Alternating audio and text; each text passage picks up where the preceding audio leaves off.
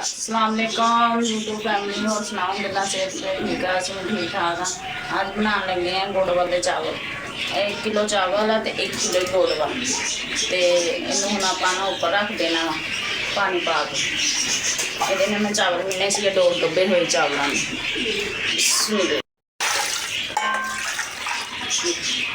दो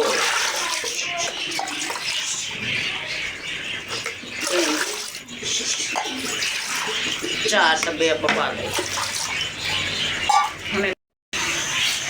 राता गुड़ मैल्ट होंदा वा फिर अगे दिखाने घ्यो पाता आप 3 इलायचियां पा लिया गर्म होंदा वा तो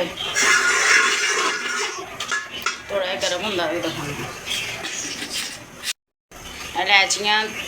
ते घ्यो पाता वा थोड़ा गर्म होंदा तो खुशबू आती इलायचियां की। इधर आप जो गुड़ रखिया सी उत्ते मैल्ट करने लई मैल्ट हो गया इनू पुन के पानी में तो मैं कढ़ लिया तो हम गर्म हो जाए थोड़ा जहा ये हम आप पानी पाना शुरू कर देना नाल बिल्कुल आसान तरीके दे नाल इस तरह करके मैं पाऊँ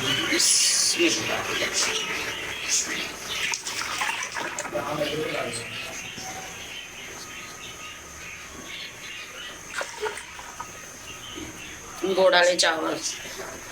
5 मुहर्रम मंडी दे ना गुड़ वाले चावल यानी कि खिचड़ी बना के मामा के नाम की तो अज मैं वो बना लगी हाँ न्याज माशाल्लाह सारा आप पानी पा लिया गुड़ वाला नाल ही आप चावल धो के रखे से माशाल्लाह तो सवार के ये पा लेने आप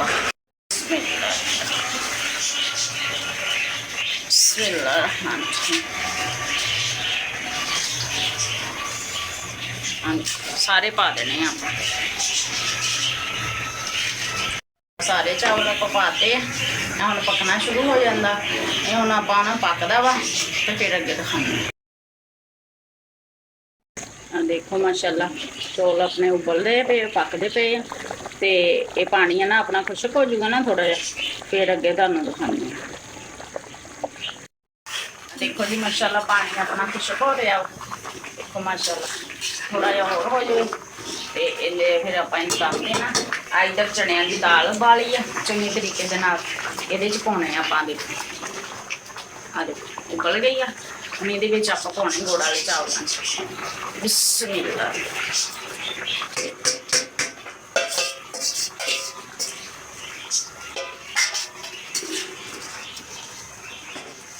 चनिया की दाल वाले गुड़ वाले चावल देखो माशाल्लाह पाती आप थोड़ा जहा पानी खुशक हो जाए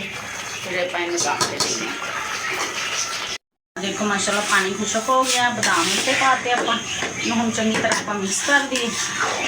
देखो माशाल्लाह सारा पानी खुशक हो गया हम इनू आप दम के रख चावलों इस तरह कर 5 मिनट आप हम इनू ना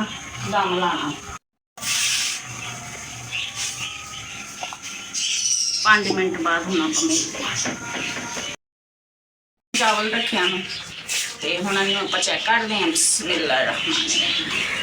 देखो माशाल्लाह सोने अपने हो गए चावल चल गए हम आप अच्छी तरीके हिला लिए बिस्मिल्लाह माशाल्लाह गुड़ वाले चावल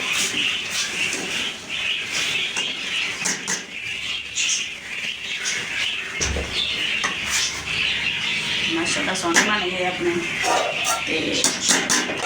तैयार हो गए अपने गुड़ वाले चावल।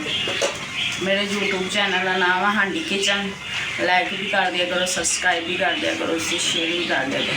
जो लाइक करते शेयर करते उन्होंने बहुत बहुत शुक्रिया। ओके जी अल्लाह हाफिज़ दुआओं से याद रखो।